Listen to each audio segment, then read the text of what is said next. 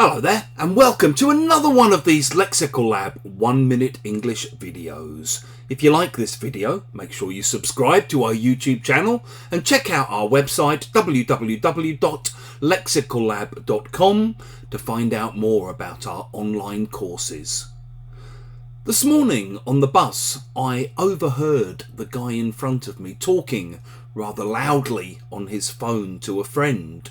And he was explaining that he'd recently had to move back in with his parents. He was living in their spare room because he'd just got divorced.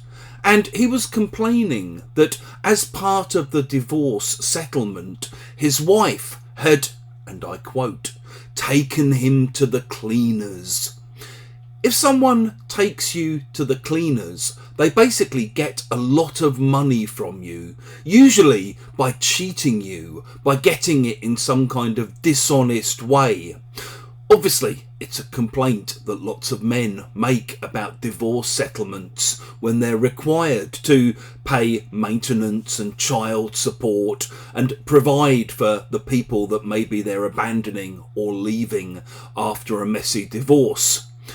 It's also sometimes used to talk about business deals. So you might say something like, she was properly taken to the cleaners on that deal. Or maybe if you have dodgy, dishonest business partners, they might take you to the cleaners. They might rob you of every penny you've got. If you have bad builders, kind of cowboy builders, who come in and cheat you and do a bad job that they charge you a lot of money for, they take you to the cleaners. And maybe if it's your first time playing poker against some hardened old pros, the more experienced players might deliberately take you to the cleaners. If you've enjoyed this video, please do click the like button. Please share it with your friends, your students, your colleagues, and in the comment section below.